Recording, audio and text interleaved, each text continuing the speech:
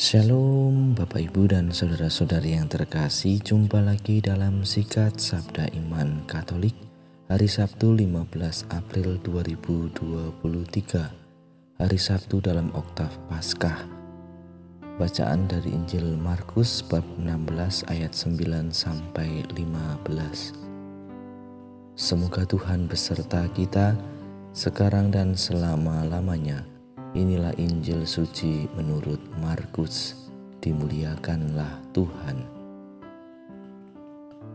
Setelah Yesus bangkit dari antara orang mati, pagi-pagi pada hari pertama minggu itu, ia mula-mula menampakkan dirinya kepada Maria Magdalena. Daripadanya Yesus pernah mengusir 7 setan. Lalu Maria Magdalena pergi memberitahukannya kepada mereka yang selalu mengiringi Yesus dan yang pada waktu itu sedang berkabung dan menangis. Tetapi ketika mereka mendengar bahwa Yesus hidup dan telah dilihat olehnya, mereka tidak percaya. Sesudah itu Yesus menampakkan diri dalam rupa yang lain kepada 2 orang dari para murid, ketika keduanya dalam perjalanan keluar kota. Ketika mereka kembali dan memberitahukannya kepada teman-teman yang lain, kepada mereka pun teman-teman itu tidak percaya. Akhirnya Yesus menampakkan diri kepada ke-11 orang itu ketika mereka sedang makan. Yesus mencela ketidakpercayaan dan kedegilan hati mereka, oleh karena mereka tidak percaya kepada orang-orang yang telah melihat Dia sesudah kebangkitannya. Lalu Yesus berkata kepada mereka, "Pergilah ke seluruh dunia, beritakanlah Injil kepada segala makhluk." Demikianlah sabda Tuhan. Terpujilah Kristus.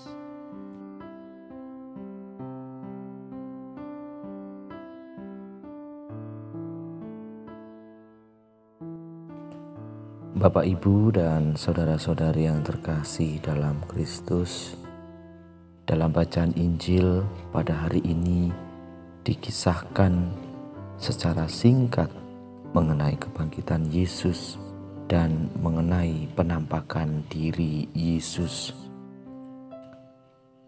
Dalam Injil hari ini juga, di mana dalam ayat penutup Injil hari ini, Yesus mengatakan kepada para murid-muridnya, "Pergilah ke seluruh dunia, beritakanlah Injil kepada segala makhluk." Yesus dengan jelas memberikan perintah dan tugas kepada para murid untuk pergi memberitakan Injil kepada segala makhluk. Tentu ini bukan sebuah himbauan, harapan, usulan, ataupun tawaran. Ini adalah sebuah perintah yang sangat jelas dan tugasnya pun jelas. Kita sebagai pengikut Kristus, sebagai para murid-murid Yesus yang telah menandai diri kita dengan sakramen baptis, mengemban tugas dan misi yang sama. Tugas ini memang berat, namun Tuhan akan selalu menyertai dan memberikan berkat-Nya untuk kita. Banyak orang yang lupa akan tugas utamanya sebagai murid-murid Yesus. Jangankan untuk mewartakan Injil, bisa jadi pemahaman dan wawasan iman saja kita masih rapuh.